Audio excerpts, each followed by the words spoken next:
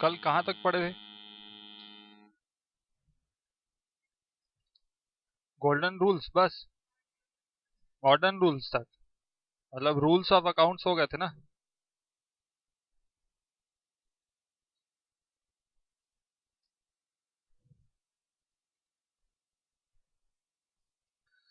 चलो, आज हम पढ़ेंगे प्रिंसिपल्स एंड कंसेप्ट्स।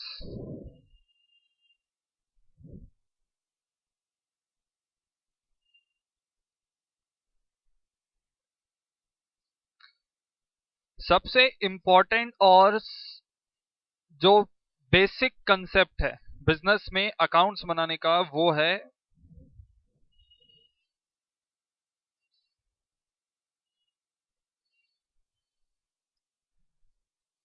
इसको समझने में गलती करोगे तो पूरे अकाउंट्स गलत बनाएंगे।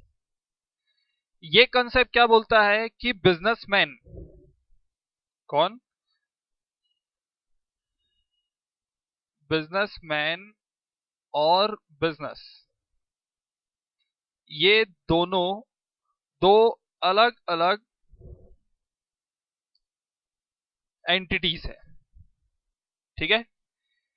जैसे लोन लेते हैं हम बैंक से, ठीक है, तो वो क्या करना पड़ता है, रीपे करना पड़ता है।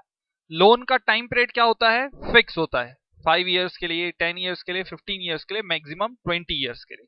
ठीक है? बट बिजनेस में जब ओनर पैसा लगा रहा है, क्या कर रहा है ये बिजनेसमैन, बिजनेस में क्या करता है, मनी इन्वेस्ट करता है। ठीक? ये जब मनी इन्वेस्ट करता है तो वो 5 साल के लिए देता है बिजनेस को, कि 3 साल के लिए देता है, कि 10 साल के लिए देता है, कि 15 साल के लिए। यहाँ टाइम पीरियड फिक्स्ड नहीं होता। क्यों? क्योंकि हम बिजनेस अगर स्टार्ट कर रहे हैं तो 5 साल के लिए स्टार्ट कर रहे हो क्या, 10 साल के लिए स्टार्ट कर रहे हो क्या? हमारा एजम्पशन क्या होता है, हम बिजनेस स्टार्ट कर रहे हैं लाइफ टाइम के लिए। ठीक है? आज के लिए बिजनेस नहीं है, ये लाइफ टाइम के लिए बिजनेस है। ठीक है? टाइम भले ही फिक्स ना हो, बट ये जो मनी है ये बिजनेस की नहीं है। क्यों नहीं है? मैं अभी क्या बोला, बिजनेसमैन टोटली अलग होता है बिजनेस से। बिजनेस खुद काम नहीं कर सकता, खुद परफॉर्म नहीं कर सकता, खुद के पास पैसा नहीं होता। इसको कौन सपोर्ट करता है, बिजनेसमैन। ठीक है? तो ये कंसेप्ट बोलता है कि बिजनेसमैन और बिजनेस दो अलग अलग एंटिटीज हैं। हम जो भी अकाउंट्स बनाते हैं अपने बुक्स ऑफ अकाउंट्स में, किसके पॉइंट ऑफ व्यू से बनाते हैं, बिजनेस। लोन, अगर आप लोन ले रहे हो तो उसको क्या करना है, रीपे। वो क्या है, एक्सपेंस है, इनकम है, एसेट है कि लायबिलिटी है? लोन आप जो लिए हो बैंक से, वो असेट है, इनकम है, एक्सपेंस है कि लायबिलिटी है? लायबिलिटी है, रीपे करना है। वैसे ही बिजनेस को मनी किसने दी है, बिजनेसमैन जो इन्वेस्ट कर रहा है। इसको हम क्या बोलते हैं, कैपिटल। इसको हम क्या बोलते हैं, कैपिटल। ये कैपिटल बिजनेस को मिल रहा है, किससे मिल रहा है, बिजनेसमैन। इसको वापस करना है। सिर्फ फर्क क्या है, यहां पे टाइम फिक्स्ड होता है, यहां पे टाइम फिक्स्ड नहीं होता है। रीपे तो करना है ना, बंद होगा तो पैसा कहां चले जाएगा वापस, बिजनेसमैन के पास तो है। ये कैपिटल भी क्या है, लायबिलिटी। कैपिटल भी क्या है, लायबिलिटी, क्योंकि रीपे करना है। ठीक है? समझ में आया एंटिटी कंसेप्ट क्या बोलता है? एंटिटी कंसेप्ट बोलता है कि दो अलग अलग एंटिटीज हैं, बिजनेसमैन और बिजनेस, और जितनी भी एंट्रीज होगी वो किसके पॉइंट ऑफ व्यू से होगी, बिजनेस के पॉइंट ऑफ व्यू से होगी। ठीक? इसका मतलब अगर बिजनेसमैन अपने हाउस होल्ड एक्सपेंसेस पे करता है तो उसको हम बिजनेस में रिकॉर्ड करेंगे क्या, नहीं करेंगे? क्यों? क्योंकि वो बिजनेस का एक्सपेंस नहीं है। वो किसका एक्सपेंस है, इसका। मतलब यहां पे जो इनकम होगी वो इसकी, अलग से कोई इनकम हो रही है तो वो इसकी, बिजनेस से जनरेट नहीं हो रही है तो उसको हम यहां पे रिकॉर्ड नहीं करेंगे। समझ में आया? समझ में आया? एक्सपेंस जो होगा इसका अपना अलग है और ये बिजनेस का अलग है। ठीक है? House hold expenses, personal expenses जो बिजनेसमैन के, उसको हम यहाँ पे रिकॉर्ड नहीं करते। क्लियर? कितना समझ में आया?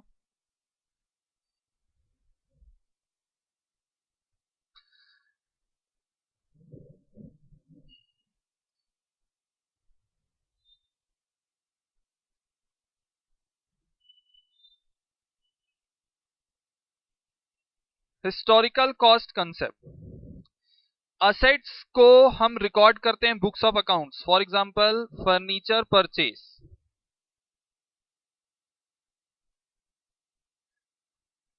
हमने फर्नीचर परचेज किया 1,00,000 रुपीज, ठीक है।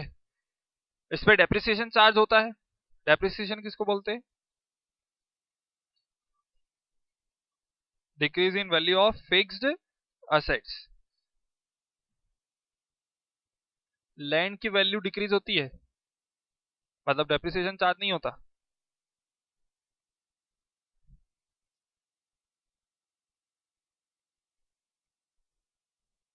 क्या होता है? एप्रिसिएशन चार्ज कैसे होगा? चार्ज करना मतलब एक्सपेंस हो गया वो, मतलब इस पर डेप्रिसिएशन चार्ज नहीं करते। मतलब एक फार्मर अपनी लैंड को यूज कर रहा है तो डेप्रिसिएशन चार्ज करेगा।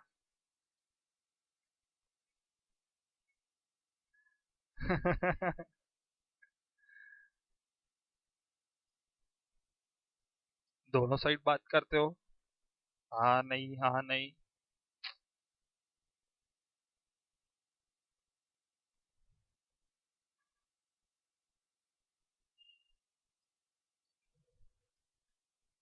तो उस पर डेप्रिसिएशन चार्ज नहीं होगा।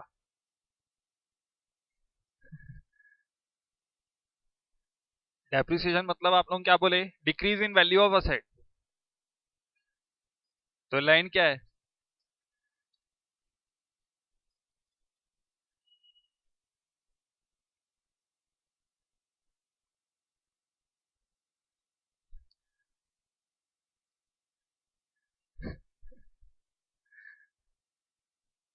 बोलो।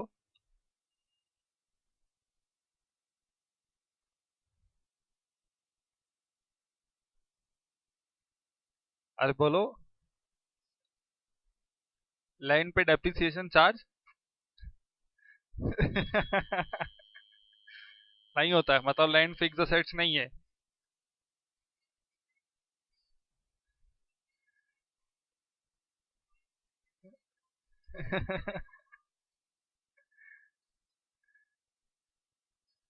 नहीं होता है।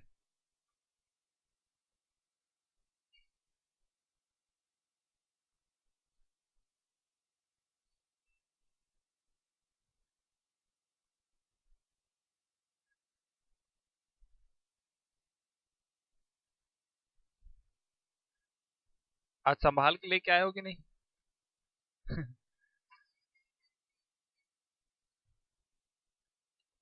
भाई कंफ्यूज कर देता हूँ, पूरा इल्जाम मेरे ऊपर।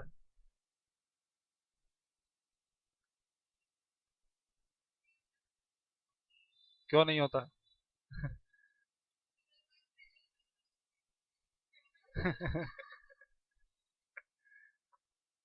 अच्छा, अप्रिसिएशन क्यों होता है?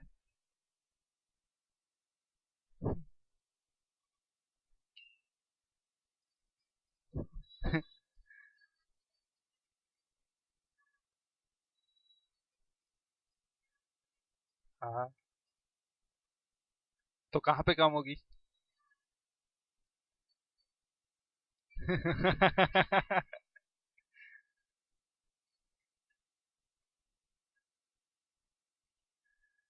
एकदम करेक्ट बात है। ये स्केयर रिसोर्स है। आप इंडिया की पॉलिटिकल बाउंड्री देखे हो ना, मैप देखे हो, है ना। हम हर चीज का प्रोडक्शन मतलब सप्लाई बढ़ा सकते हैं, ठीक है। जैसे पेन, पेन की डिमांड बढ़ गई तो उसका प्रोडक्शन बढ़ा के सप्लाई बढ़ा दोगे तो उसकी प्राइस नहीं बढ़ेगी। लैंड को हम इंक्रीज कर सकते हैं क्या? नहीं कर सकते, ये लिमिटेड है, ठीक है। तो जितना एरिया है वो उतना ही रहेगा। पॉपुलेशन बढ़ने के कारण पहले अगर इसकी डिमांड 10 लोग करते थे तो अब कितने लोग कर रहे हैं? 100 लोग कर रहे हैं। तो डिमांड बढ़ेगी तो प्राइस, डिमांड इंक्रीज होगी तो प्राइस किसी भी चीज की क्या होगी? बढ़ेगी ना। जिस चीज की डिमांड ज्यादा होती है उसकी प्राइस क्या होती है? ज्यादा। इसलिए लैंड की वैल्यू हमेशा क्या होती है? इंक्रीज।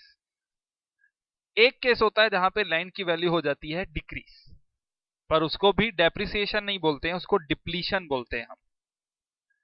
ठीक है, लैंड पे डिप्लीशन लगता है, डेप्रिसिएशन नहीं लगता है। वो होता है माइनिंग्स में।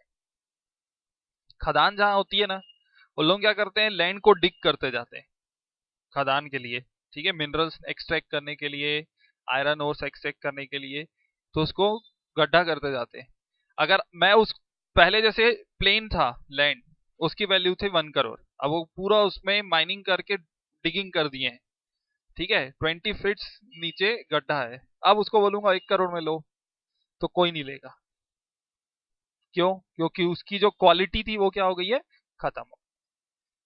ठीक है, अब मेरे को उसमें पूरा वो 20 फीट्स को फिल करना पड़ेगा, तब उसकी वैल्यू क्या होगी, वापस इंक्रीज हो। समझ में आया? तो एक ही केस होता है जहां पे लैंड पे डेप्रिसिएशन मतलब डिप्लीशन चार्ज होता है, वो होता है माइनिंग वाले लैंड्स पे। ठीक, बाकी सब फिक्स असेट्स पे क्या चार्ज होता है, डेप्रिसिएशन। 10% में इसमें डेप्रिसिएशन चार्ज कर रहा हूं, 90,000, फिर से 10%, 81,000, मतलब 2 इयर्स के बाद मेरे फर्नीचर की वैल्यू कितनी है, 81,000। ठीक है, आप इस फर्नीचर को बेचने के लिए मार्केट में लेके गए, इसकी मार्केट वैल्यू है 72,000। मार्केट में वैल्यू कितनी है, मतलब मैंने पता किया अगर आज मैं इस फर्नीचर को बेच दूं तो मेरे को कितनी वैल्यू जनरेट होके मिलेगी, तो मेरे को पता पड़ा कितना मिलेगा, 72,000।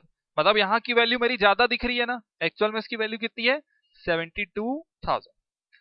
बट हिस्टोरिकल कॉस्ट मैं जो कंसेप्ट है वो यही बोलता है, जब फिक्स असेट्स की हम अकाउंटिंग करते हैं, ठीक है, जब हम फिक्स असेट्स की अकाउंटिंग करते हैं तो उस केस में हम इस प्राइस को टोटली क्या करते हैं, इग्नोर करते हैं। क्या करते हैं, इग्नोर करते हैं। हमने जितने में खरीदा था, जो हमारी कॉस्ट है, हम उसी के बेसिस पे ईयर बाय ईयर अकाउंटिंग करते जाएंगे। ये जो मैंने किया है 1 लाख, फिर उसी का डेप्रिसिएशन निकाला, जो वैल्यू आई ये भी इसी से आई है, फिर इसी का डेप्रिसिएशन निकाला, आगे भी मैं डेप्रिसिएशन किस पे निकालूंगा, 81,000 पे ही निकालूंगा। मैं 72,000 यहाँ पे वैल्यू लिख के और उसका डेप्रिसिएशन चार्ज नहीं करूंगा। समझ में आया? ठीक है, तो हिस्ट्री मतलब क्या होता है, ओल्ड, तो जो जिस प्राइस पे खरीदे हो उसी प्राइस पे हम उसको क्या करते हैं, चार्ज करके मेंटेन करते चलते हैं। समझ में आया? समझ में आया? ये है हिस्टोरिकल कॉस्ट कंसेप्ट। ये चार्ज किस पे होता है, ये किस पे होता है, सिर्फ फिक्स असेट्स के लिए। ठीक, एक होता है एक्रूअल बेसिस।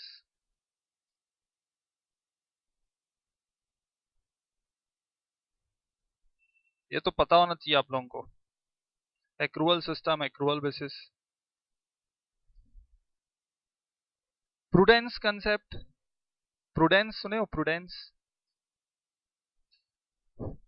ये भी नहीं सुने हो, 11 पढ़े हो?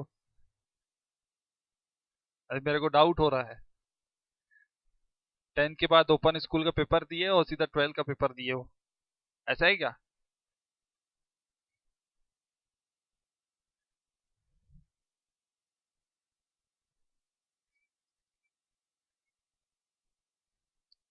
और जितना,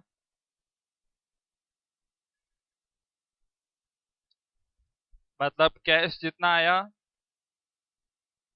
और जितना गया, इसी को रिकॉर्ड करेंगे। मतलब क्रेडिट नहीं मिलेगा तो नहीं रिकॉर्ड करेंगे ना, तो क्रेडिट से लिखते हो कि नहीं अकाउंट्स में, तो नहीं मिला उसमें कैश।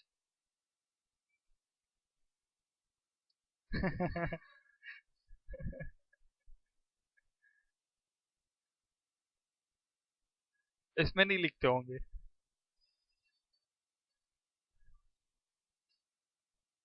मतलब कैश को शो नहीं करना है, अभी बोलते हो कैश को शो नहीं करना है, जब रिसीव होगा तब शो करना है।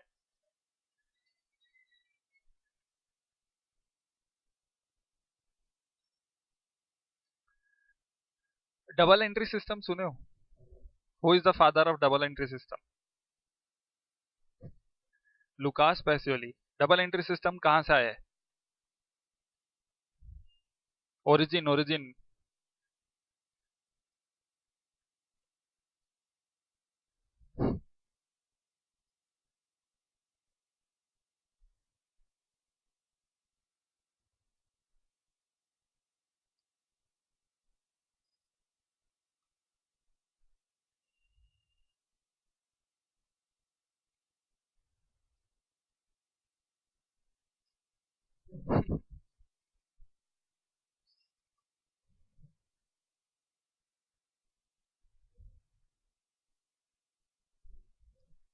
कल खोज के लाना पक्का से।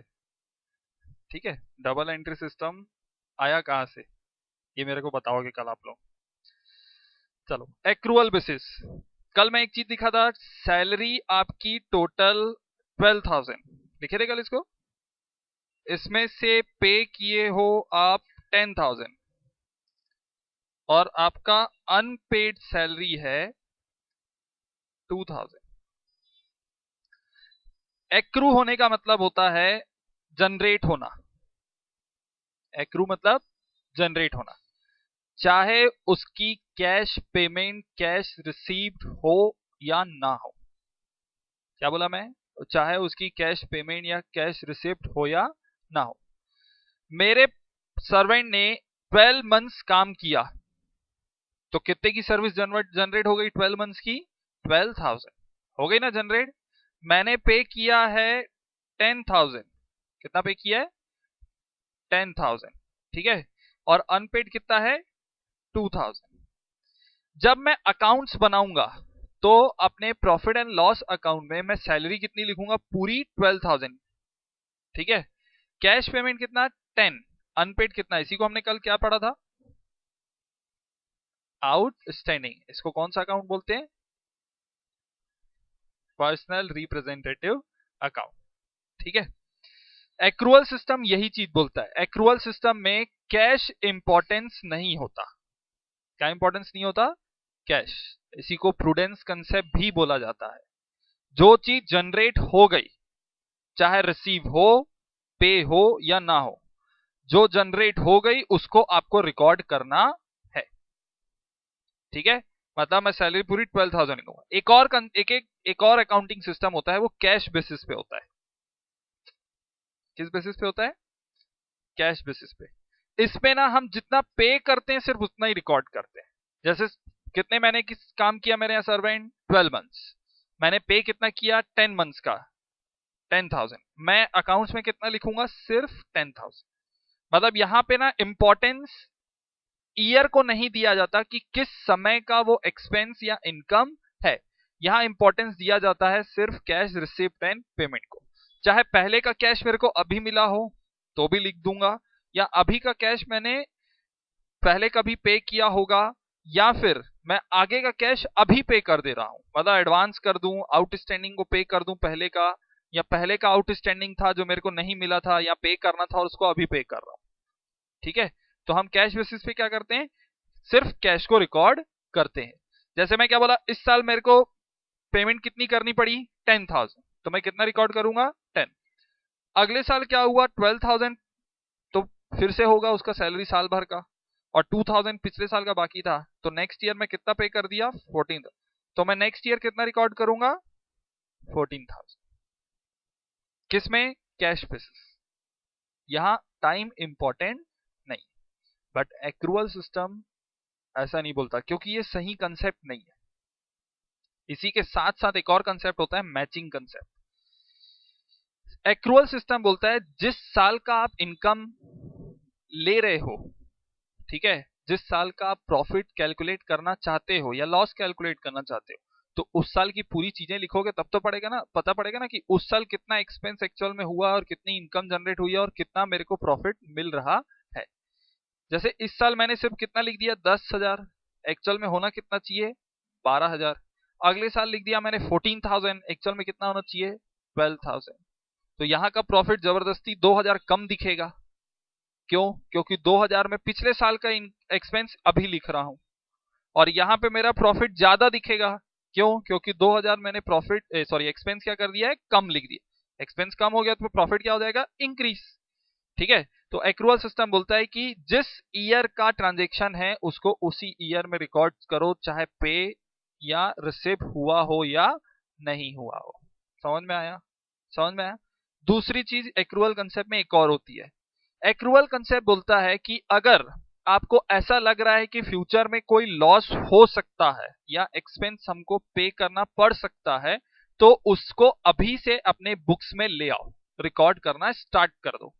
प्रोविजन फॉर बैड डेट्स पता है आपको क्या होता है वो?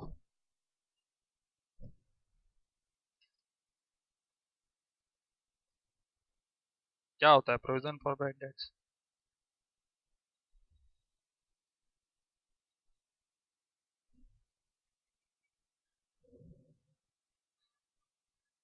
प्रॉफिट से हम कुछ हिस्सा अलग करके रखते हैं, किसके लिए? बैड डेट्स जो फ्यूचर में, मतलब मैं आगे का फ्यूचर का जो लॉस हो सकता है उसको मैं अभी से क्या कर रहा हूं, रिकॉर्ड कर। ये प्रूडेंस कंसेप्ट ही है, या एक्रूअल सिस्टम बोलो या एक्रूअल कंसेप्ट बोलो। ठीक है, बट इनकम को ऐसे प्रिडिक्ट करके लिखते हो क्या? 2 साल में कभी अकाउंट्स में ऐसे इनकम को लिखे होगा? एक्सपेंस को लिखते हैं, प्रोविजन फॉर बैड डेट्स लिखते हैं, provision for discount on debtors लिखते हैं, है ना, जनरल रिजर्व बनाते हैं हम।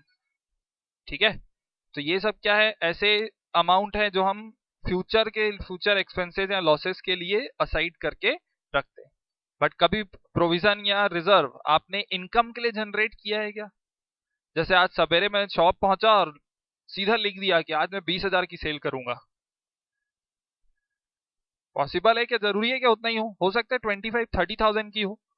मैं प्रिडिक्ट नहीं कर सकता। एक्रूअल सिस्टम में इनकम को प्रिडिक्ट करके रिकॉर्ड नहीं किया जाता। ठीक है, सिर्फ किसको प्रिडिक्ट करके रिकॉर्ड किया जाता है? Expenses and losses. समझ में आया?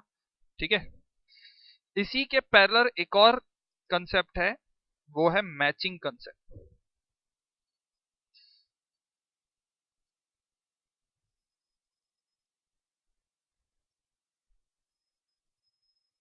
नाम से क्लियर है, मैच करना, मैचिंग कंसेप्ट। ये कंसेप्ट बोलता है जिस ईयर का आप एक्सपेंस लिखोगे उसी ईयर का इनकम लिखोगे। क्या बोला मैं? जिस टाइम पीरियड का आप एक्सपेंस लिख रहे हो उसी ईयर की आपको इनकम भी लिखनी है। ठीक है, ये एक्रूअल सिस्टम यही बोलता है, अगर इस साल का एक्सपेंस है तो इसी साल आना चाहिए, इस साल की इनकम है तो इसी साल आना चाहिए। ठीक है, इसलिए हम जो आप लोग 11th-12th में पढ़े हो अकाउंटिंग, उसमें फाइनल अकाउंट जब पढ़े होगे तो उसमें आउटस्टैंडिंग प्रीपेड को प्लस माइनस किया जाता है। क्यों किया जाता है? इसीलिए किया जाता है। जैसे सैलरी, मेरे एम्प्लॉय ने 12 मंथ्स काम किया, 1,000 पर मंथ होता है, उसकी सैलरी कितनी होनी चाहिए? 12,000, है ना। मैंने उसको पे किया है 14,000। एडवांस पे कर रहा हूं, कितना एडवांस पे कर रहा हूं? हम एडवांस को क्या कर देते हैं, माइनस। क्यों माइनस करते हो भैया? पे तो कर दिए हो, पे तो कर दिए हो आप, क्यों माइनस कर रहे हो? क्योंकि वो 2000 इस साल का नहीं है, वो 2000 कब का है? नेक्स्ट ईयर का। तो वो 2000 को कहां रिकॉर्ड करूंगा मैं? नेक्स्ट ईयर में रिकॉर्ड करूंगा। इस साल मेरे को रिकॉर्ड करने की जरूरत नहीं है, क्योंकि इस साल का एक्सपेंस सिर्फ कितना है? 12,000। ठीक है, तो इनकम जब लिखूंगा, 1 अप्रैल से मैंने अकाउंटिंग चालू की, 31 मार्च तक अकाउंटिंग कर रहा हूं, ये 12 मंथ्स की, इसको कौन सा ईयर बोलते हैं? Financial year. ठीक है, तो इसी 12 मंथ्स की मैं इनकम को भी रिकॉर्ड करूंगा। जैसे मेरे को अप्रैल की भी कमीशन मिल गई, रिसीव्ड हो गई कमीशन मेरे को अप्रैल की, तो मैं कहां तक की कमीशन लिखूंगा? मार्च तक की। तो टोटल कमीशन में से इस अप्रैल की कमीशन को क्या कर दूंगा मैं? माइनस। क्यों? क्योंकि वो इनकम इस साल का नहीं। तो मैचिंग कंसेप्ट समझ में आया क्या बोलता है? जिस साल की इनकम, जितने टाइम पीरियड की इनकम उतने ही टाइम पीरियड का एक्सपेंस। ठीक है, ठीक, समझ में आया? ये है हमारा मैचिंग कंसेप्ट।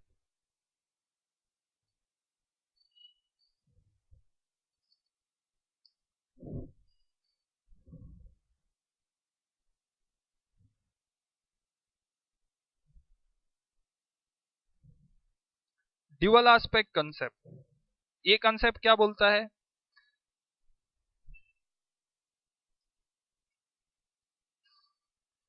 बताओ।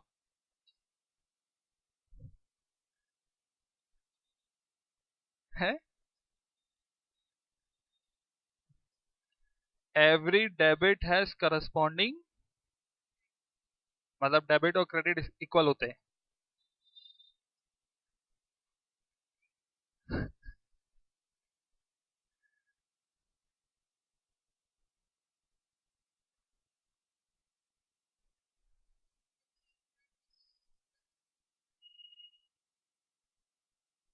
तो अभी तो तुम बोले ना every debit has corresponding credit, तो डेबिट एंड क्रेडिट इक्वल हो गया ना? होता है कि नहीं होता है? होता है पक्का?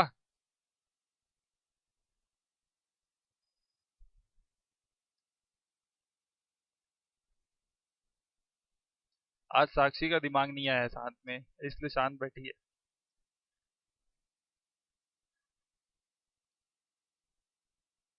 डेबिट और क्रेडिट इक्वल होता है कि नहीं? होता है। प्रूफ करो। कैसे इक्वल होता है, प्रूफ करो ना।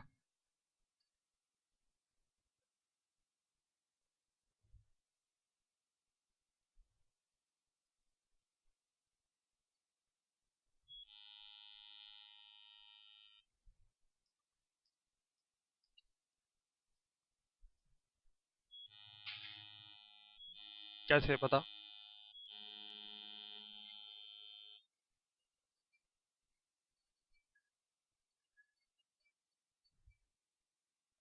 कैपिटल डेबिट 10,000, कैश डेबिट 10,000, तो 20,000 डेबिट हो गया।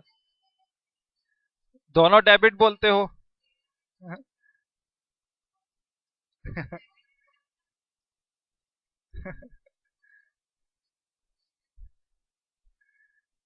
अकाउंट्स में डेबिट एंड क्रेडिट इक्वल होता है हमेशा, ठीक है, ये सही है।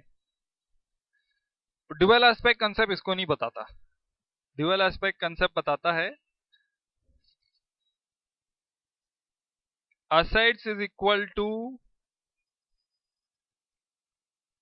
Liabilities plus capital. ये क्या है? इक्वेशन।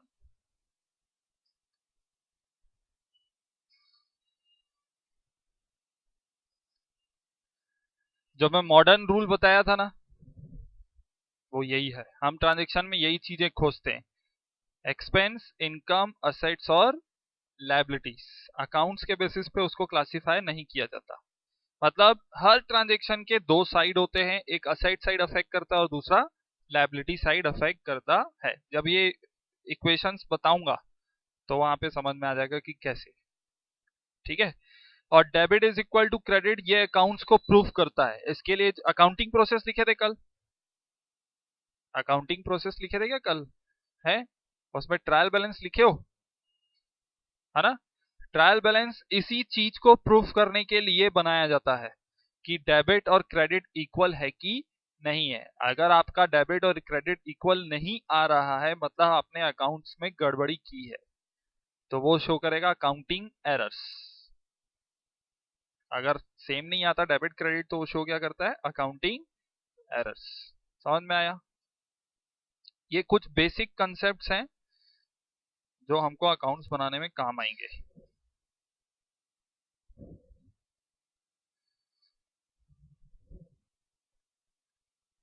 और कुछ पूछना है? असेट्स कितने होते हैं, मतलब टाइप्स पूछ रहा हूं मैं। टेंजिबल और इनटेंजिबल।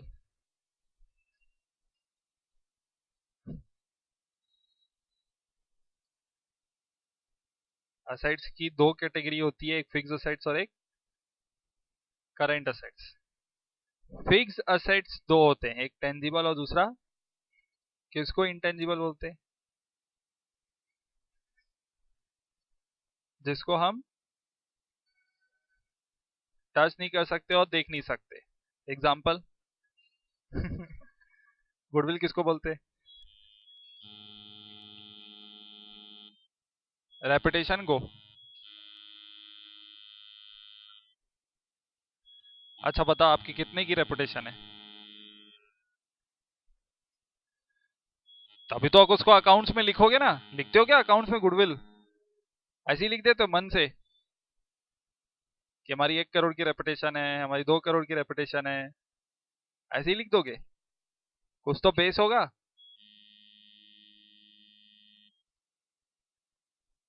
किसके हिसाब से?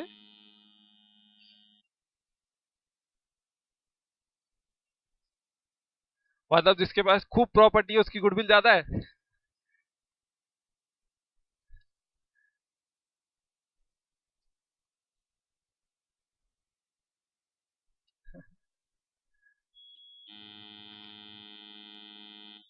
बोलो।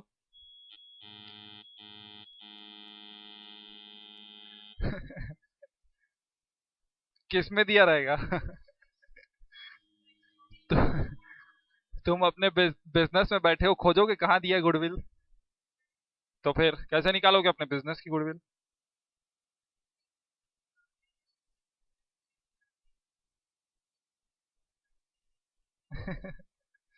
पूछ रहे हो कि बता रहे हो?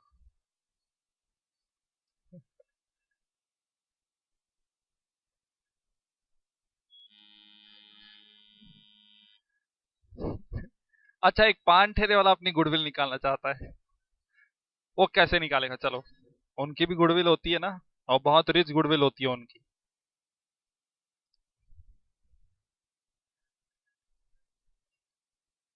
तो वो अपनी गुडविल, उसको थोड़ा ना पता है कि मेरा फॉर्मूला इतना है, ऐसे निकालना है वैसे निकालना है, वो कैसे निकालेगा?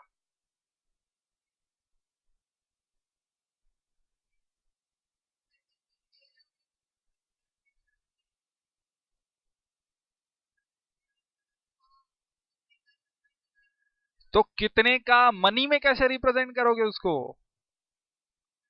उसको ये पता पड़ेगा कि मेरी बहुत रेपुटेशन है, मेरे कस्टमर बहुत हैं, बहुत कस्टमर आते हैं मेरे पास, सबको मेरा पान अच्छा लगता है।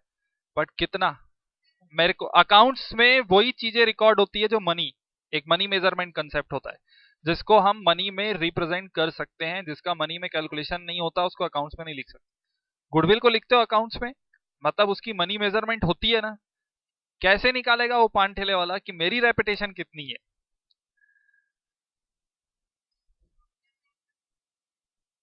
वो तो इन इन profit minus expense.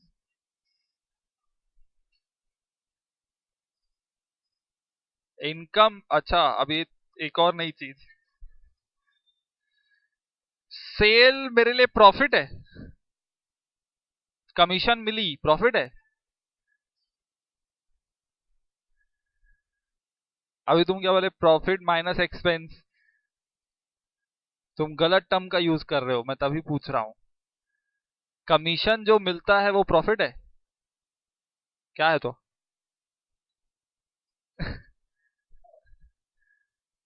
Thank you. Commission जो मिलता है वो क्या है? इनकम है। इनकम अलग होता है, प्रॉफिट अलग होता है। इनकम में से एक्सपेंस माइनस करने के बाद जो बचता है वो प्रॉफिट है। तो तुम्हारे कहने का मतलब है इनकम उसमें से एक्सपेंस माइनस करने के बाद जो बचेगा वो? नहीं।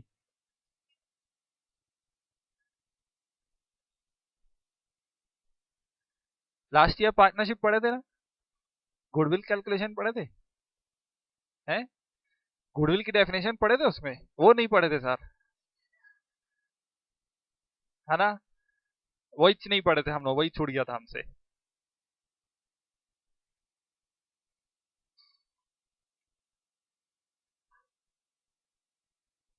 अच्छा, कैसे निकालते थे गुडविल? एवरेज मेथड से निकालते थे? वो भी सोचना पड़ेगा अब तुम लोगों को, सोचो सोचो। अरे तो एवरेज मेथड था कि नहीं था? कैसे निकालते थे एवरेज मेथड में? याद नहीं आ रहा है? कल से डबल च्यवनप्राश खा के आना।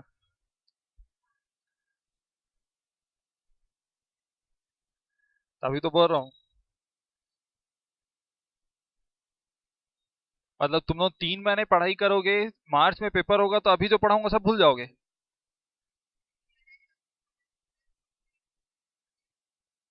हाँ हाँ, आगे।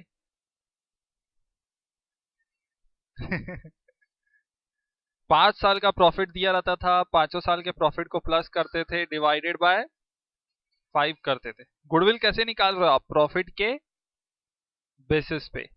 अकाउंट्स में गुडविल का मतलब होता है profit earning capacity of business.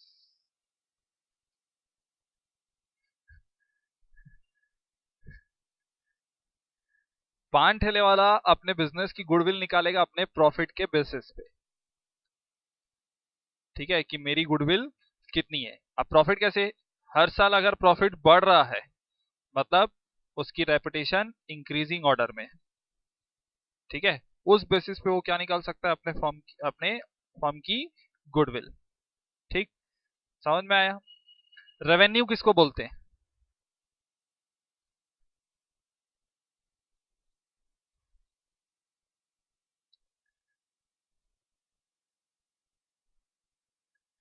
Expenses को रेवेन्यू बोलते हैं।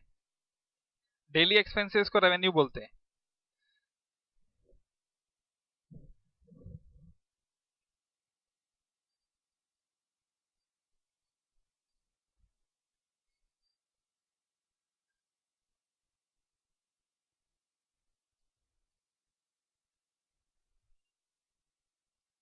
सेम है कि अलग है?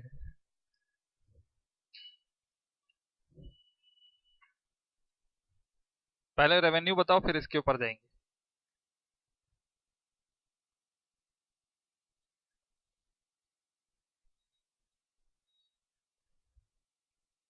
क्या होता है रेवेन्यू? कुछ नहीं होता है।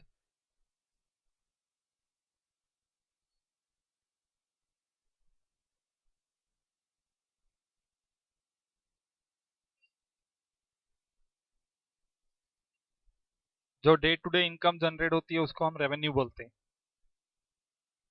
आपने बोला डेली एक्सपेंस जो होता है उसको रेवेन्यू बोलते हैं।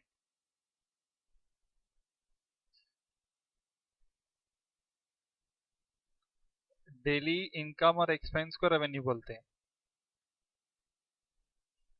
और तो जो रेयरली मिलेगा वो?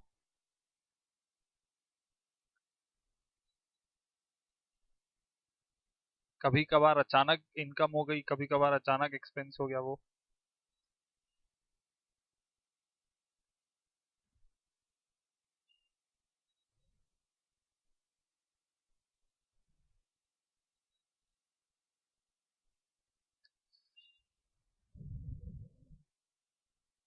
बोलो। क्या होगा दिव्या? कुछ नहीं होगा। इनकम, इनकम को हम रेवेन्यू बोलते हैं। जनरली ये सुनते हैं, बट एक्चुअल में रेवेन्यू का मतलब इनकम नहीं होता। उसने जो बोला सही बोला। जो रेकरिंग नेचर का होता है, बार बार ऑकर हो, उसको हम बोलते हैं रेवेन्यू, चाहे एक्सपेंस हो या इनकम। री ऑकरिंग, रेकरिंग। ठीक है, तो जो बार बार होता है, जैसे डेली हम सेल्स करते हैं, डेली एक्सपेंस पे करते हैं। ठीक है, तो वो क्या है? रेकरिंग, उसको हम बोलते हैं रेवेन्यू। बट नॉर्मली हम रेवेन्यू का मतलब जानते हैं इनकम। ठीक है, अब बताओ एक्सपेंस और एक्सपेंडिचर क्या है? सेम है कि अलग अलग है?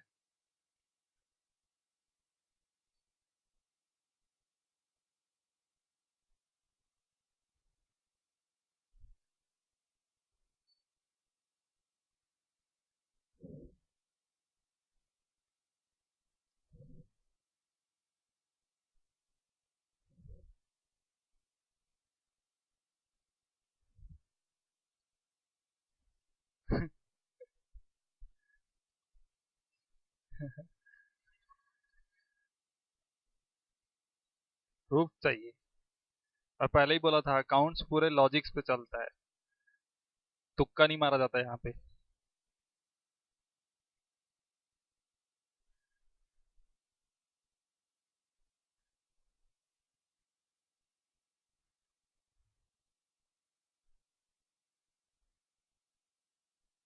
बोलो।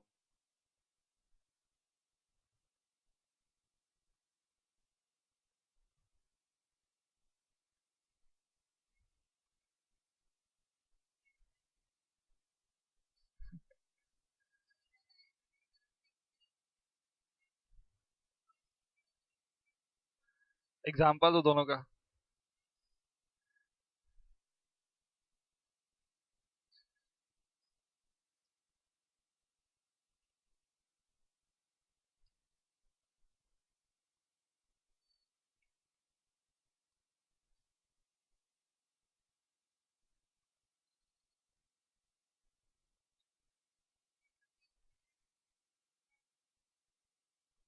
तो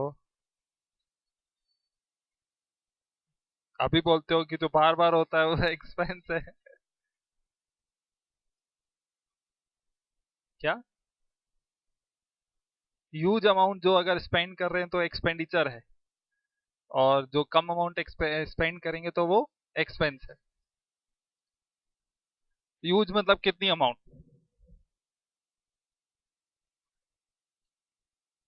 ह्यूज का मतलब बताओ ना, कितनी अमाउंट?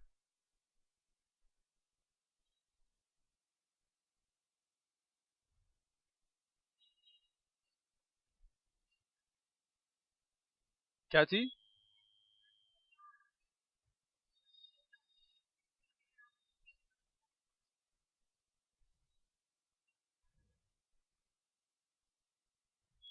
तो कितनी huge amount? 1 crore, 1 lakh. Link pen. Link pen की एडवर्टाइजमेंट आती है ना, शाहरुख खान करते हैं ना उसकी एडवर्टाइजमेंट। उसने उस एडवर्टाइजमेंट के लिए 5 करोड़ लिया था। अब बताओ एडवर्टाइजमेंट क्या है?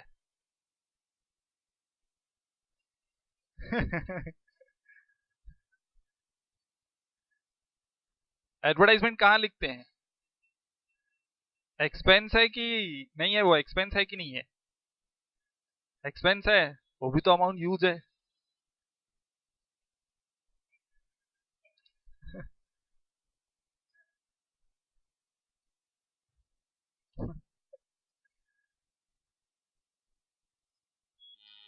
सही बोले, जो बार बार रेगुलर बेसिस पे पे करते हैं उसको बोलते हैं एक्सपेंस। जो बहुत ही कम रेयरली पे करते हैं उसको बोलते हैं एक्सपेंडिचर। इसमें ह्यूज अमाउंट का कोई रोल नहीं है। ठीक है? क्योंकि हम बिजनेस कर रहे हैं तो 5 करोड़ ह्यूज अमाउंट है। लिंक पेन की कंपनी के लिए वो 5 करोड़ 50 हजार है। क्योंकि वो डेली डेली गिरीश गिरी हालत में अगर बोलूंगा ना तो 1 करोड़ पेन बेचती है, तो 5 करोड़ की सेल तो उसकी डेली की है। तो अमाउंट यूज नहीं होता हमारे, किसी के लिए वही अमाउंट यूज है, किसी के लिए वो अमाउंट छोटी है, नॉमिनल है बहुत। एग्जाम्पल, सैलरी एक्सपेंस है, रेंट एक्सपेंस है, रिफ्रेशमेंट एक्सपेंसेस, टी कॉफी के लिए जो पे करते हैं एक्सपेंस है। फर्नीचर खरीदे, वो एक्सपेंडिचर है, पे तो कर रहे हो ना, बट वन टाइम है। बिल्डिंग खरीदे, वन टाइम। कंप्यूटर खरीदे, वन टाइम। ये सब क्या है? पेमेंट है, एक्सपेंडिचर्स है, बट वन टाइम है। इसी को बोलते हैं कैपिटल एक्सपेंडिचर्स। ठीक है? रेवेन्यू मतलब जो रेकरिंग हो, चाहे एक्सपेंस हो या इनकम। कैपिटल मतलब जो वन टाइम हो या रेयरली हो, उसको बोलते हैं चाहे कैपिटल एक्सपेंडिचर्स और कैपिटल इनकम्स। अब कैपिटल इनकम कौन सी होती है?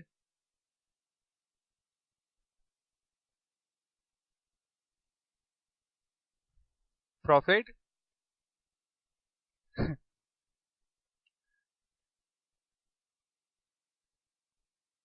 तो तीन चीज पता पड़ गई, revenue expenditure, capital expenditure, revenue incomes, है ना? बचा क्या? कैपिटल इनकम किसको बोलते हैं?